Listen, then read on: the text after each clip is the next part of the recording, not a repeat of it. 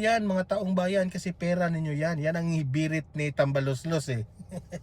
Sinabi ni Rowena Guanzon, bakit mo sasabihin yan na bantayan? Ikaw na nga yung binabantayan namin eh. Ikaw yung buhaya.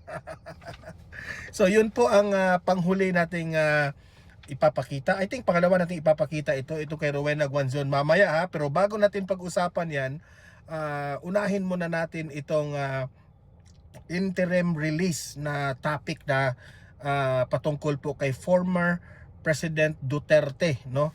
Nag-comment na nga itong si Ka Eric at si Lorraine Badoy, no? Na itong si ano kaya ang plano nitong si Tambaloslos at itong si Bangag, no?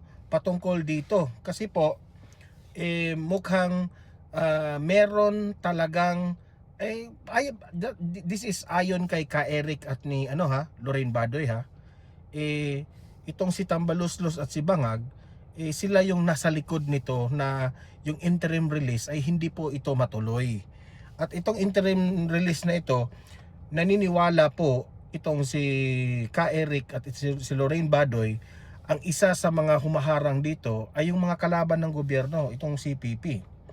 Kasi we all know na nung panahon po ni former President Duterte, talagang inubos lahat ni Tatay Digong itong grupo na ito. At ito yung pagkakataon para gaganti sila, no? Kaya nga sila tuwang-tuwa na nakulong ngayon si former President Duterte. Okay, yung pag-usapan natin ito ha, pakinggan natin si Ka Eric at si Lorraine